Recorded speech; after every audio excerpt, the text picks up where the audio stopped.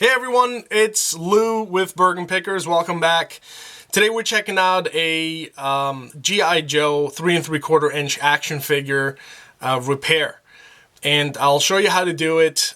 We get a lot of folks that sell us these figures, and they obviously expect a lot of money for them, etc., just because they're old. But unfortunately, condition is everything to a collector. So when we have to resell them and find a buyer for them, they're going to ask questions like, hey, how tight is this hip? And as you can see here, the O-ring, which is what this plastic piece, this ring in there, and what held these figures together for so long so that you can enjoy them and they can move around, it deteriorates over time. And it's been over 30 years, believe it or not.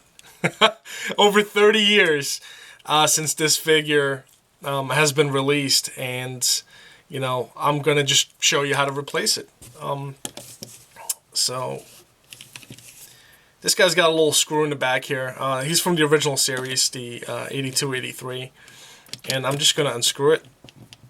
You take any small screwdriver. Just be careful, be gentle. Don't force it too much. You don't want to break it off. Now you can see this. These screws can be replaced as well. This one's got a little bit of rust on it. At some point in time, I think the figure may have been exposed to some water. I'm sure if you're the average kid or the average guy who used to have a G.I. Joe, at some point in time they made it into the water. Now you see how it's, I'll try to bring it in close to you. You see how it's right here. You just peel that right off.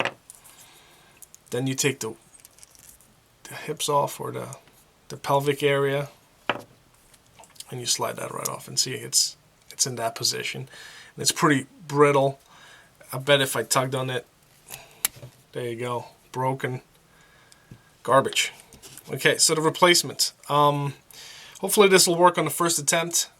I'm going to take the O-ring, I'm going to put it at the end of the hook here. I'm going to try to get it in there and get it all on camera for you. And then what I like to do is just pull on it a little bit, just to stretch it out just a little bit to make things a little easier when I place the back on it. Okay, now this part, you see I have this nub sticking out.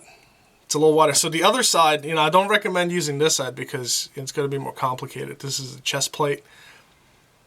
We'll put that down. So the back is what you want, where this part sticks out a little more. So you would put that on there, but first you got to put in the pelvic piece, and this gets a little tricky.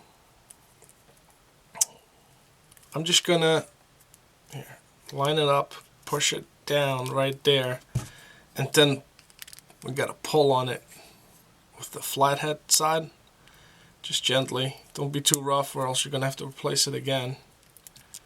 There we go. I made it through. I'm just going to pull it so it's not caught or snagged or anything. There we go. And now I'm going to put the back piece in. So on some figures, it kind of stays like this. On others, it just keeps snapping back. So it's going to be a little more frustrating to replace because they keep just... Yeah, there we go. It just happened. It just catapults all the limbs off, and they don't stay on until you put the chest plate back in. So what I like to do, it's a little trick that might save you time. I like to straighten out the arms first, and then obviously make sure they're correct. Left arm, right arm, or right arm, left arm. The head, they just go right into place. And then I'd like to put the chest plate right on there. Hopefully I'm not blocking. Here we go. Head just popped off. Then I need to lift it, there we go, and then just kind of pull on the waist, on the bottom half, just away a little bit, so it makes it easier to slide the chest piece back in. And there you go. He's in there tight. I fold down the arms, put him face down, the screw it back in, gently. I don't tighten it too much, just enough where it gives a little resistance, and that's it. Voila. All done. Nice and tight. See, you can't really... I mean, I can if I forced it, but He's in there nice and tight. Displays really well. Doesn't have the wobbly legs anymore. He's standing on his own, even though we got an upside down view here. But yeah, that's how we do it. So yep, that's just a tip. You know, whenever we purchase these, we have to do the replacement on the O-rings, and we do it to about 85% of the figures, because most of them were played with and, you know, average play wear. So that's what we'll do, and we always consider that when we purchase the items, obviously, because, you know, I do spend time on putting these together and repairing them for the new collector to enjoy. Thank you very much for watching the video. If you have any questions that I can answer, just, you know, ask in the comment section below. Like our video, and I'll be posting a bunch of these in the future. Thank you.